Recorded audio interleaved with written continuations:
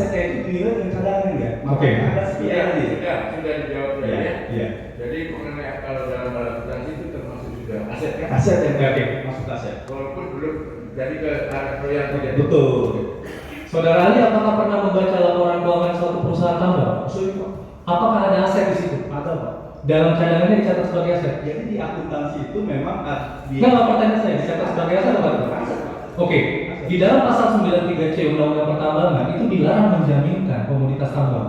Kalau kemudian itu masuk ke dalam laporan keuangan sebagai aset, apakah itu kemudian bertentangan, saudara? Bukan menjaminkan aset Pak, menjaminkan Benar, saudara. Enggak, komoditas izin. Enggak, saudara menjawab juga yang sebenarnya nggak bisa saudara jawab. Iya. Makanya mereka tanya itu semakin meluas. Iya. Saya Saudara kasih mengenai tadi itu apa hukum apa? Coba dilihat di pasal 93C. Ya.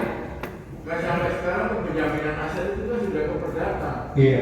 Dan itu diatur yang mulai di dalam Undang-Undang Pertambangan. Dilarang menjaminkan komoditas tambang. Ini aja dikatakan apakah ada.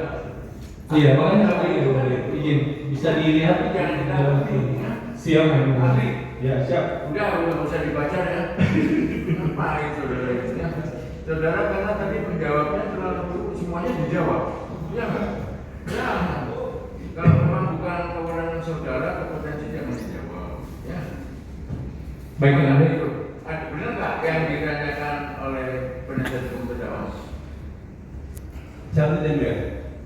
Dan saya berkali-kali memberikan keterangan ini yang masuk di kasus di Jaksa Agung kaitan dengan pasal 92 ini. Itu ya. Ya, apakah kemudian sumber daya itu adalah kekayaan negara atau bukan? Dalam konteks kalian saya ya, itu kekayaan negara karena itu dijadikan aset dari perusahaan.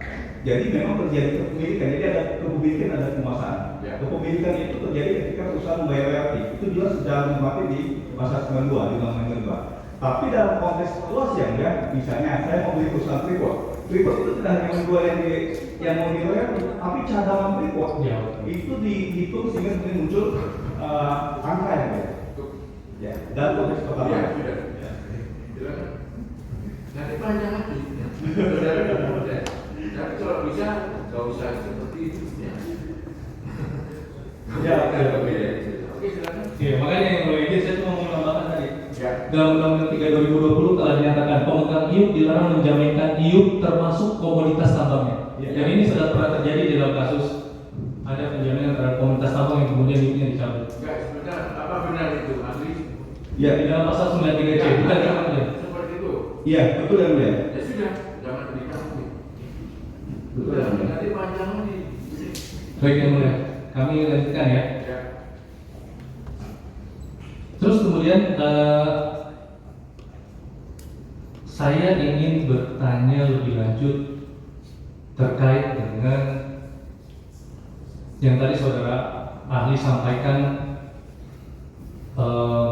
dalam Permen 7 2020. Ya. Di mana hal tersebut diatur ada pengaturan soal UJP tadi ya, bahwa ada hal-hal tertentu yang pemegang IUJP itu tidak boleh lakukan gitu ya. Nah, yang ingin saya tanyakan di dalam Permen 7 2020 tersebut di bagian ayat berikutnya ada bahasa bahwa untuk peningkatan kesejahteraan masyarakat. Yang tadi juga saudara ahli sudah sudah sampaikan juga ya. Nah, yang ingin saya tanyakan saudara ahli, apakah saudara ahli bisa menyampaikan atau menjelaskan kepada kami kenapa sampai khusus untuk endapan aluvial itu pengaturannya spesifik? Baik, izin ya. Jadi di Undang-Undang 4 tahun 2009 itu memang tidak diatur bahwa IUJP itu untuk kegiatan penambangan. Jadi kegiatan IUJP itu untuk penambangan itu hanya jasa konsultasi, jasa perencanaan, dan jasa penilaian, Pak. Tapi kemudian oleh Permen SDM nomor 7 tahun 2020 ini dilebarkan. Jadi tidak hanya konsultasi, perencanaan dan penilaian, tapi juga masuk penambangan. Nah, penambangan itu disebut salah satu adalah penambangan aluvial, Pak. Yeah. Sepanjang dia memiliki IUJP, maka masyarakat yang memiliki IUJP itu bisa menambang aluvial. Yeah. Tidak hanya stripping, pengupasan, Pak. tapi alurnya itu bisa di. Ya, pertanyaan saya kan ini. Saya bacakan dulu ya, mungkin biar ini. Di dalam Permen SDM nomor 7 2020 pasal 56 dinyatakan bahwa dalam pelaksanaan kegiatan penambangan pemegang IUJP hanya dapat menerima pengerjaan pengupasan lapisan. Ini berarti untuk overburden, ya, dari pemegang unit operasi produksi. Nah, ini artinya apa, Saudara Ali? Apakah kemudian untuk pengambilan ore-nya itu pemegang IUJP tidak dapat lakukan? Iya, secara prinsip tidak boleh. Tidak boleh. Tapi khusus kemitraan masyarakat. Nah, iya. Kesejahteraan Makanya. boleh. Saya boleh. Iya. Oke. Secara umum dia hanya stripping, Pak. Hmm. Pengupasan lapisan luar saja, stripping saja. Tapi dalam rangka pemberdayaan masyarakat, kesejahteraan masyarakat sekitar wilayah tambang, boleh dia sampai tidak hanya stripping tapi juga sama alfian. Oke, Saudara Ali, apakah pernah mendengar endapan alfian itu apa, endapan primer itu apa? Itu ahli geologi, Pak, bukan saya. Nah, ya makanya kenapa Saudara Ali, kan ini kan kita bicara soal peraturan perundang-undangan. Kenapa dia spesifik? Kenapa peraturan ini spesifik? Terkait dengan kesejahteraan masyarakat dikorelasikan dengan endapan aluvial, itu kemudian diperbolehkan. Regulator itu memperbolehkan demi peningkatan kesejahteraan masyarakat di sekitar tambang yang areanya itu mengandung endapan aluvial itu boleh melakukan kegiatan atau diberikan kegiatan penambangan dalam bentuk kemitraan. Itu apakah Saudara Ali tahu apa tidak? Tadi sudah saya jelaskan, Pak. Pasal 56 menyinggung. Iya, maksudnya secara filosofis apakah Saudara Ali tahu apa yang membedakan antara ayat 1 dan ayat 2 itu? Ya, tadi juga sudah saya sampaikan dalam rangka memberikan kesejahteraan bagi masyarakat sekitar tambang. Baik. Apakah Saudara ahli juga pernah membaca atau pernah menemukan data di dalam data cadangan di dalam Direktorat Mineral dan Batubara bahwa lebih dari 70% di daerah Bangka Belitung itu mengandung endapan aluvial daripada endapan primer? Saudara ahli tahu tidak? Tahu. Baik.